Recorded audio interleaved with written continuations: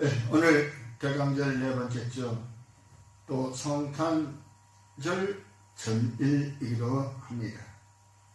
오늘 이 네 번째 주에 보는 하나님의 말씀은 누가복음 1장 47절로 55절 말씀을 가지고 믿음을 잉태하라라는 제목으로 함께 은혜를 나누고자 합니다. 오늘 성경 본문 말씀은 마리아가 찬양하는 귀절이었습니다. 이 마리아는 본인을 아주 비천하다고 여겼었습니다. 하여간 그들 그럴 것이 전부 다 호적하러 본 고향으로 가는데 자기의 거처할 틈이 없어서 참 여관에 들어갈 것도 마땅치 못하고, 그러다 보니까는 그 여관에 마구가, 오늘날로 얘기하면은 주차장이라는 마찬가지죠. 그곳에서 오늘 하룻밤을 지내면서 그 우리가 아기를, 뱃속에 잉태한 아기를 이제 출산하게 되는 것입니다.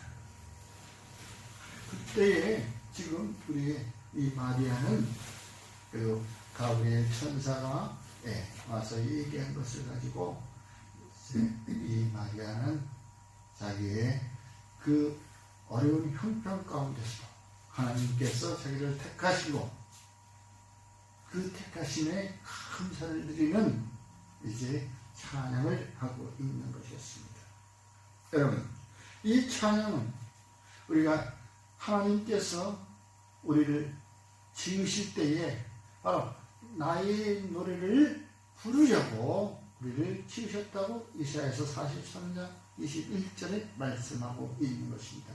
이 백성들은 나를 위하여 지었나니 나의 노래를 부르게 하셨다. 그러므로 저와 여러분들은 우리 창조주 하나님에게 우리가 드릴 것은 찬양이 먼저라는 것이었습니다. 바로 그 찬양은 우리 몸속에 태어나기 이전부터 우리와 함께 하셨고 하나님은 그걸 즐겨 들으신다는 것이었습니다. 그러므로 우리가 믿음을 잉태하라는 것은 바로 하나님이 우리에게 주신 찬양을 우리 몸속에서부터 우리는 그 반응을 해야 된다는 것이죠. 시편 기자도 말씀하고 있습니다. 시편 기자 104편 33절에는 평생토록 찬양하겠다. 그러므로 저와 여러분들은 우리가 믿음을 잉태할 때에는 벌써 우리 몸에 찬양이 벌써 기본적으로 깔려야 되는 것이었습니다. 그래서 음률이 있을 때에는 모든 사람들이 슬픈 마음이 우리가 즐거움으로 변하게 되는 것임을 믿으시기 바랍니다. 그리고 용기가 납니다. 그러므로 저와 여러분들은 우리가 이제 고린도전서 15장 44절의 말씀으로 육의 몸으로 심고 신령한 몸으로 다시 살아나니 육의 몸이 있은지 또 영의 몸도 있느니라. 이와 같이 우리가 살아있을 때 우리가 찬양으로 하나님께 영광을 돌리는 것이 곧 바로 우리가 신령한 몸으로 다시 새롭게 태어날 수 있다는 것입니다. 쉬운 것 같지만 그게 쉽지가 않아요. 우리가 화가 날 때 찬양이 나와야 되는데 우리는 화가 날 때 성질이 나옵니다. 또 슬플 때 우리가 찬양이 나와야 하는데도 불구하고 슬플 때 한탄이 먼저, 한숨이 먼저 나옵니다. 쉬운 것이 아닙니다. 그러나 우리에게 있어서 우리는 왜 이와 같이 변질된 우리가 세상에서 살아가고 있는 것입니다. 변질되었기 때문에 우리의 몸도 반응이 다르게 나타난다는 것이죠. 우리 찬양을 부르면 즐거워져야 될 거 아니에요. 또 용기가 나야 될 거 아니에요. 낙심이 우리가 사라져야 되는 것이에요. 바로 이와 같이 하나님께서는 우리를 승리자로, 우리가 즐거움을 삼기 위해서 우리에게 찬송으로 우리를 부르게 하셨다는 것입니다. 그래서 저와 여러분들은 우리가 하나님을 찬양하는 마음을 먼저 가져야 되겠다 이 말입니다. 네? 시편 기자는 나의 생전에 여호와를 찬양하며 나의 평생에 하나님을 찬송하리로다 라고 146편의 2절을 말씀하고 있는 것입니다. 바로 창조주 하나님께서 우리 지으신 그 뜻을 알고 있어야 된다는 것이죠. 지으신 뜻을 모르고는 우리가 믿음에 힘기울 수가 없습니다. 저와 여러분의 몸속에, 마음에 다시 한번 믿음의 잉태를 하기 위해서는 찬양하는 그것을 찾아내야 되는 것입니다. 찬송이 어디 우리 몸 구석 어딘가에는 있을 텐데 그 찬양, 음률이 있는 그 세포를 찾아내야 된다는 것입니다. 여러분, 쉬운 일은 아닌 것 같지만 또 알고 보면 의외로 쉽게 할 수가 있어요. 은혜 받은 사람의 옆에서 같이 흥얼거리며 찬송을 할 때 같이 따라 부를 수 있는 것, 흥에 겨울 수 있는 것, 같이 은혜 받은 자의 옆에 있으면 나도 모르게 흥에 겨워진다는 것을 우리가 믿으시기 바랍니다. 그러므로 우리가 세상 사람들이 너의 모든 나라들아 여호와를 찬양하며 너희 모든 백성들아 그를 찬송하리이다. 시편 기자는 찬송 외에는 다른 것이 없었습니다. 찬송 외에는 하나님께 영광을 돌릴 수 있는 일이 없었던 것이었습니다. 아무리 많은 제사를 지내도 우리가 번제를 올린다 할지라도 찬양이 그 속에 빠지지 않았다는 것. 그래서 평상시에 저와 여러분들은 항상 찬송을 입에 붙들이며 사는 저와 여러분이 되기를 주의 이름으로 축원합니다. 그것이 곧 겸허하는 마음이 우리 가운데 살아있다는 것이고 또 이것은 기쁨과 즐거움을 동반하는 일이 되어야 된다는 것입니다. 하나님을 경외하는 데에는 즐거움과 기쁨에 같이 동반이 되어야 되는 것이에요. 그것은 찬양 외에는 없다는 것입니다. 나라들은 찬송할 것이요 우리 백성들은 찬양할 것이다 라고 말씀하고 있는 것입니다. 그러면서 우리는 하나님이여 내가 마음을 청했다고 했습니다. 하나님이여 내가 내 마음을 청했사오니 내가 노래하며 나의 마음을 다하여 찬양하리로다. 이것이 곧 하나님께 경배드릴 때에 우리가 내 마음을 다하여 경배드리는 것이지, 우리가 조금은 감춰놓고 조금은 다른 데 있고 이것 다른 데 마음을 두고서 여기 와 있다는 것은 그것은 안 된다는 것이에요. 지금 마음은 저 세상 밖에 있는데 여러분 그 세상 밖에 있는 마음을 조금은 접어두고 이제는 접어두고 오늘 이 자리에서 온전히 주 여호와 하나님만 바라보며 우리가 경외하는 마음으로 기쁨과 즐거움을 하여 우리가 찬양을 올려드리기를 주의 이름으로 축원합니다. 여러분 그렇습니다. 우리가 믿음을 잉태하기 위해서는 내 마음에 정화가 되어야 된다는 것인데 로마서 1장 17절에 복음에는 하나님의 의가 나타나서 믿음으로 믿음에 이르게 하나니 기록된 바 오직 의는 믿음으로 말미암아 살리라 라고 얘기했듯이 바로 우리 의가 있는 생명, 바로 이것이 믿음이라는 것입니다. 하나님의 의가 나타나는 것은 바로 믿음인 것입니다. 믿음에서 믿음에 여러분 이와 같이 저희가 여러분들은 우리가 바로 이와 같이 의로 말미암아 믿음으로 말미암아 우리가 산다고 했던 것은 바로 이와 같이 살리라 하네. 우리 심령 가운데 바로 믿음이 없이는 우리가 생명을 얻을 수가 없는 것입니다. 이 생명을 얻기 위한 것 바로 믿음이라는 것입니다. 바로 이 믿음은 우리가 하나님을 경외하는 데부터 나타나는 것입니다. 하나님을 경외하지 않는 것, 하나님을 경외할 때는 우리가 온 몸과 마음을 다하여 우리가 하나님을 경외하는데 이곳에서 항상 기쁨과 즐거움이 동반되어야 된다는 사실이지요. 여러분, 그러면서 저와 여러분은 이제 하나님을 대적하는 그 마음을 버려야 되는 것이에요. 하나님을 대적하는 그 마음은 어디에서도 찾아봐도 그거는 우리가 있을 수가 없는 일이죠. 하나님을 대적한다? 절대 있을 수가 없는 일입니다. 하나님을 대적하다가 쫓겨난 천사들도 있잖아요. 그 천사들이 오늘날 이 세상에서 주권을 잡아가고 살아가고 있다는 것입니다. 왜? 내가 너희들 하나님의 형상을 닮은 너희들 내려만 와봐. 내가 내일에 꼼짝도 못하게 만들 거야 하고 지금 이를 뻑뻑뻑뻑 하고 있는 거예요. 우리는 그곳에 우리가 이길 수가 없습니다. 우리가 육으로 이길 수가 없습니다. 힘으로 이길 수가 없는 것입니다.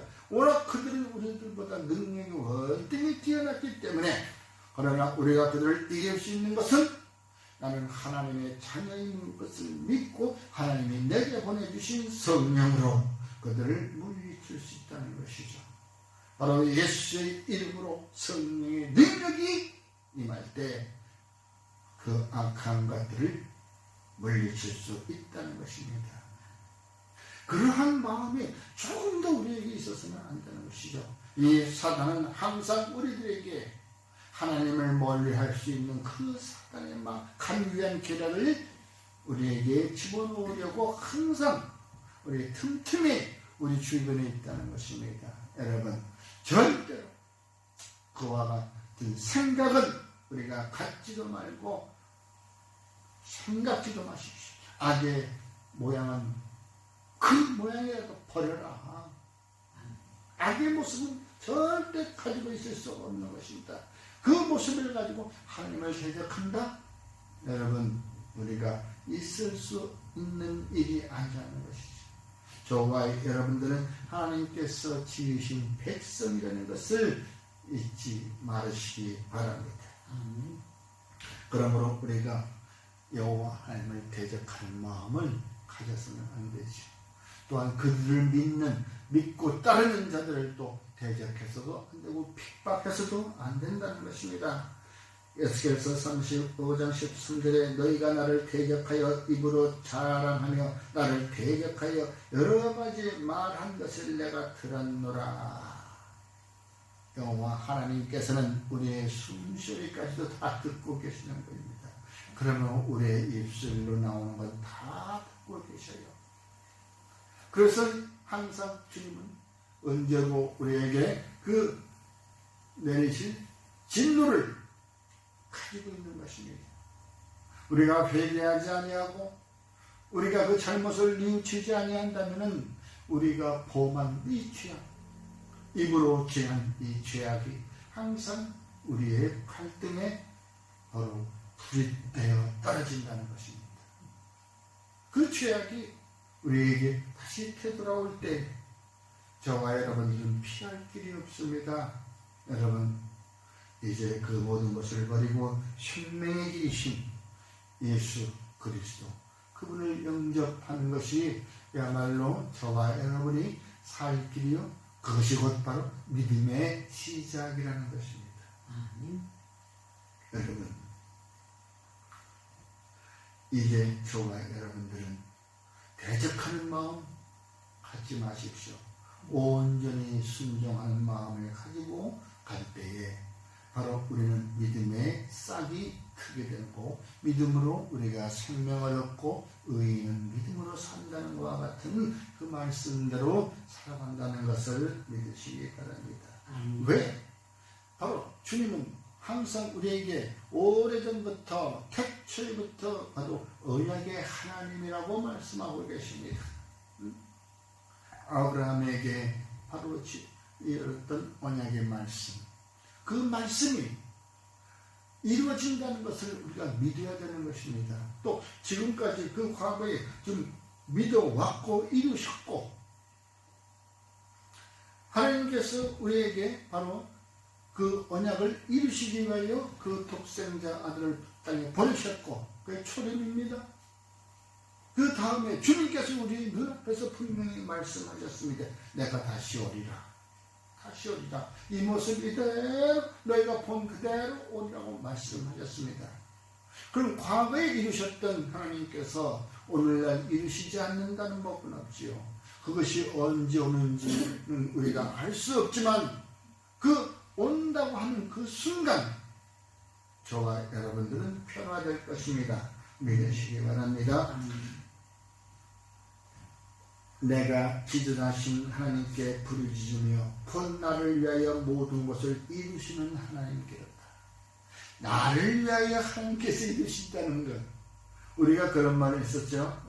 야, 어떻게 하나님께서 쪼잔한 것까지 그 다 이루시고 언제 하나님은 좀 큰 일, 어마어마한 일, 이러한 일들을 하시는 분이시지 어디 그 쪼잔한 것까지 이루어지시냐고.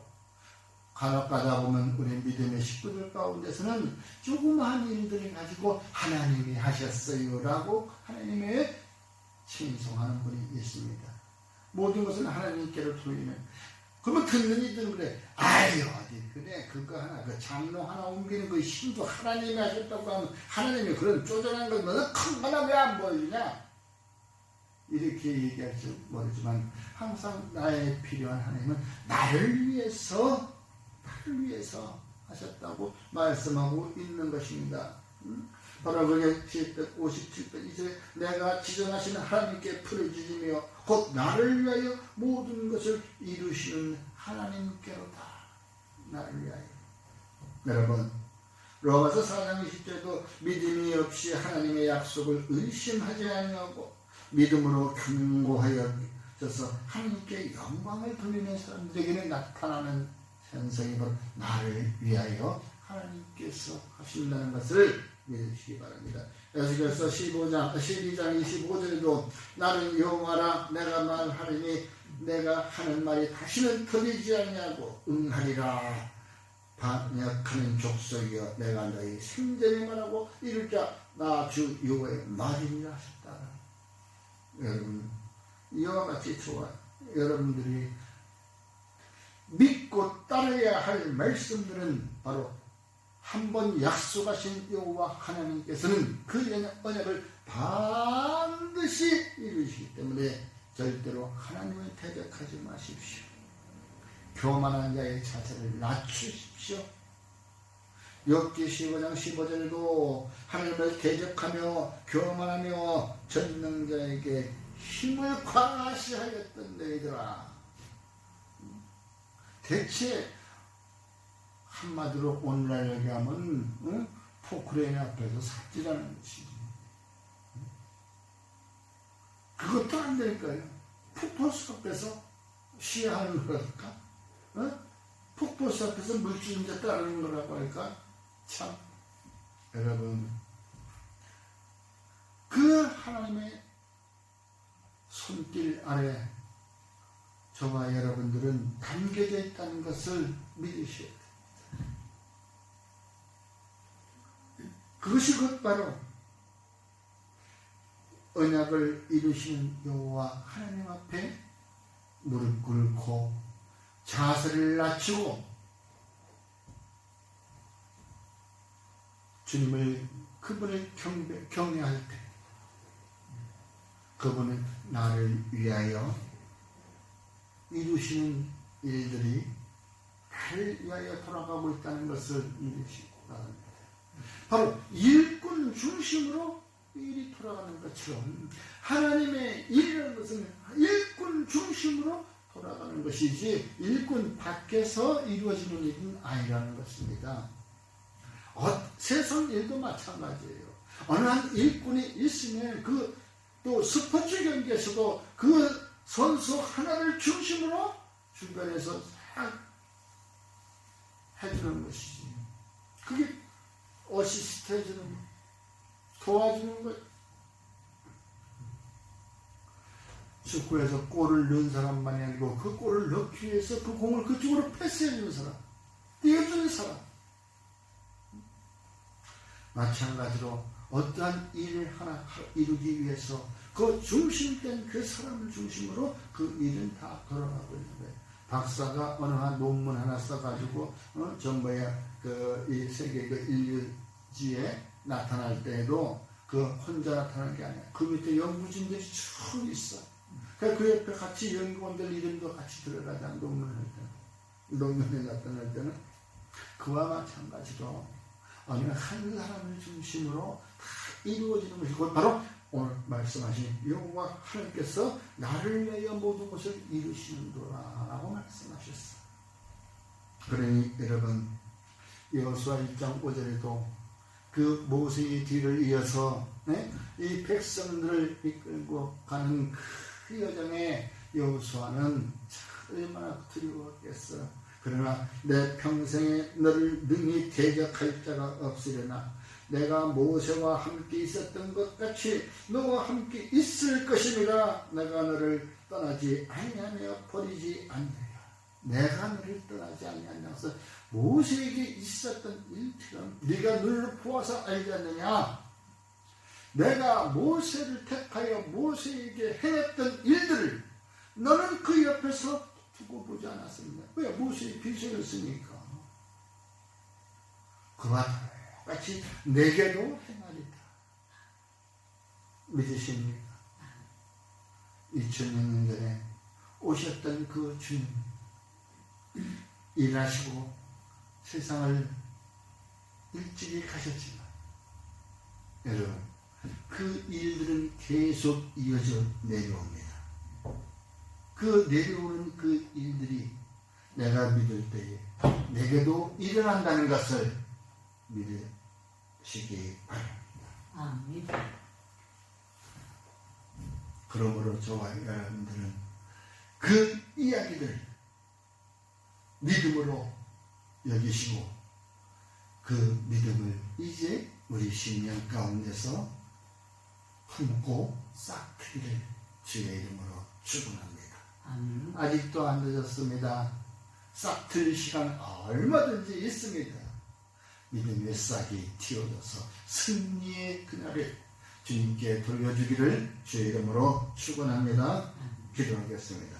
혼모신 아버지 하나님, 지금까지 있었던 믿음들을 이제 주께서 이제 섞이시고 사귀시고 새싹이 돋아나도록 우리에게 허락하시니 주님 감사를 드립니다. 주님, 그 과거에 있었던 그 믿음이 오늘 새로운 싹으로 거듭날 때에 주님께 영광을 돌리며 살아가는 주의 백성들 되게 하여 주시옵시고 입술의 복음이 증거되는 귀한 날들이 되게 하여 주시옵소서. 예수님 이름으로 감사하며 기도드렸습니다. 아멘.